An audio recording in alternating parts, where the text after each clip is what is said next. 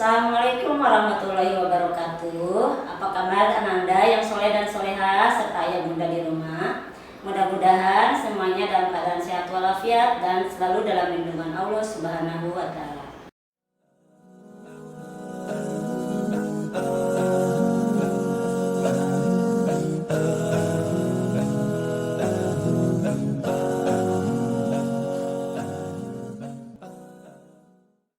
Hari ini materinya adalah penyesuaian diri hewan dengan lingkungan.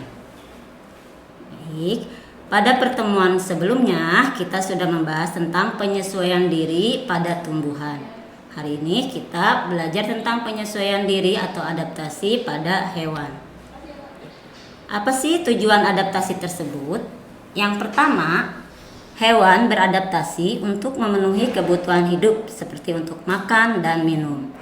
Kemudian tujuan yang kedua adalah untuk mengatasi kondisi lingkungan yang ekstrim. Contoh, hewan yang hidupnya di daerah yang sangat dingin dan sangat panas. Kemudian, mereka juga beradaptasi untuk melindungi diri dari pemangsa.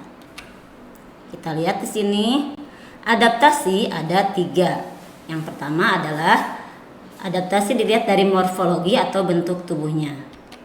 Kemudian dilihat dari fisiologi atau fungsi tubuhnya. Dan yang ketiga dilihat dari tingkah lakunya. Mari kita lihat satu persatu. Yang pertama dilihat dari morfologi atau bentuk tubuhnya. Kita bisa lihat di sini dari struktur gigi. Dari struktur gigi kita bisa lihat di sini ada hewan karnivor atau hewan pemakan daging. Jadi susunan giginya tersebut berupa gigi taring yang sangat tajam. Contohnya buaya dan kucing. Bisa kita lihat di sini bentuk giginya. Kemudian yang kedua, hewan herbivor atau hewan pemakan tumbuhan ini memiliki gigi seri dan geraham. Contohnya ada sapi dan kuda. Dan yang ketiga, hewan omnivor. Struktur hewan pemakan daging dan tumbuhan ini susunan giginya berupa gigi seri, gigi taring, dan gigi geraham. Contohnya di sini adalah kera dan tikus. Baik, kita lanjutkan. Kita lihat dari bentuk paruh. Bentuk paruh di sini kita lihat dari burung. Contoh di sini adalah burung elang. Paruh burung elang ini berbentuk runcing dan agak melengkung dan tajam untuk merobek daging. Karena elang ini merupakan hewan pemakan daging. Kemudian kita lihat burung yang kedua adalah burung kolibri. Paruh burung pemakan madu ini atau nektar berbentuk kecil dan memanjang. Fungsinya untuk menghisap nektar pada bunga. Paruh yang ketiga, bentuk paruh yang ketiga adalah paruh burung pelikan. Paruhnya berbentuk panjang dan berkantung untuk membawa hasil tangkapan. Bisa dilihat di gambar di sini, paruhnya berbentuk kantung di bawahnya. Kemudian, bentuk paruh pada burung pipit atau pemakan biji ini berbentuk pendek, tebal dan runcing. Hal ini digunakan untuk memecah biji-bijian. Kemudian, yang berikutnya adalah paruh burung pemakan cacing ini berbentuk lebar dan bagian pangkalnya berbentuk seperti sisir. Digunakan untuk menahan makanan yang licin. Contohnya paruh pada bebek. Dan yang terakhir adalah paruh burung pemakan serangga yang berbentuk runcing dan agak panjang untuk mematuk. Hal ini bisa kita lihat pada burung pelatuk. Jadi burung pelatuk ini mematuk kulit pohon yang ada serangganya untuk dimakan. Kemudian kita lihat dari bentuk kakinya. Bentuk kaki, adaptasi pada elang, kaki burungnya ini berbentuk kokoh dan memiliki kuku tajam. Berfungsi untuk mencengkram mangsanya dan merobek makanan. Bentuk yang kedua adalah bentuk burung pengais yang memiliki cakar dengan 3 jari menghadap ke depan dan 1 jari menghadap ke belakang. Jadi bentuk kaki tersebut digunakan untuk mengais dan menggali tanah ketika mereka mencari makanan. Contohnya di sini adalah ayam. Dan yang ketiga, burung pemakan ikan atau perenang memiliki kaki berselaput. Mungkin ada Ananda yang sudah pernah melihat di sini burung pelikan. Jadi burung pelikan ini memiliki kaki sejenis ini untuk berjalan dan berenang. Dan yang keempat adalah burung pemakan serangga. Memiliki struktur jari kaki menghadap ke depan, 2 jari kaki menghadap ke depan dan 2 jari kaki yang lain menghadap ke belakang dengan memiliki kuku tajam. Jadi kakinya ini digunakan untuk memanjat. Contohnya di sini adalah burung pelatuk. Kemudian kita lihat dari bentuk mulut.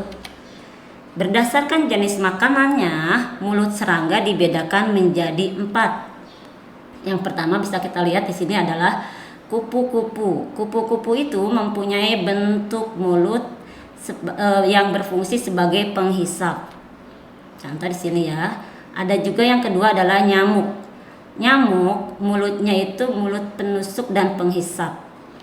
Kemudian ada lalat. Bentuk mulut lalat ini mulut berfungsi untuk menjilat. Dan yang keempat, belalang. Belalang memiliki mulut yang berfungsi sebagai penggigit.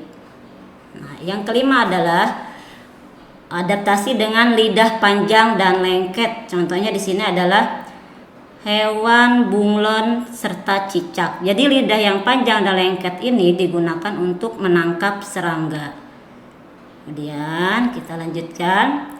Adaptasi yang kedua adalah adaptasi fisiologi. Jadi adaptasi fisiologi ini adalah penyesuaian fungsi kerja alat-alat tubuh. Contohnya seperti ikan yang hidup di laut mengeluarkan urin yang pekat. Kemudian adaptasi yang ketiga adalah adaptasi tingkah laku. Yang pertama kita bahas di sini, bagaimanakah cara hewan beradaptasi untuk melindungi diri dari pemangsanya. Kita mungkin pernah, Ananda yang soleh dan soleha pernah lihat cicak, jika diburu mangsanya maka dia akan memutuskan ekornya atau biasa disebut autotomi, sama dengan toke. Kemudian hewan berikutnya beradaptasi dengan mimikri atau mengubah warna kulit sesuai kondisi lingkungannya. Contohnya adalah hewan bunglon. Dan untuk ikan buntal, bagaimana mereka beradaptasi atau melindungi diri? Mereka akan menggelembungkan tubuhnya ketika ada pemangsa dan mengeluarkan racun dari tubuhnya tersebut. Kemudian untuk hewan yang berkamuflase, contohnya belalang daun. Jadi ketika mereka berada pada tempat yang sama dengan warna tubuhnya, maka disitulah mereka beradaptasi. Dan yang terakhir adalah kelelawar. Kelelawar mempunyai kemampuan ekolokasi atau mendeteksi mangsa menggunakan pantulan bunyi.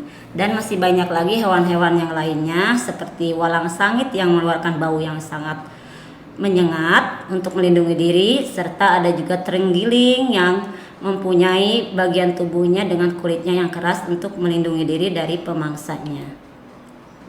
Kita lanjutkan cara hewan beradaptasi pada lingkungan tertentu. Jadi ada beberapa hewan yang hidupnya di lingkungan yang ekstrim cuacanya, seperti di sini ada unta. Unta hidupnya di gurun pasir dengan cuaca yang sangat panas. Lalu bagaimana cara unta beradaptasi agar mereka bisa bertahan hidup?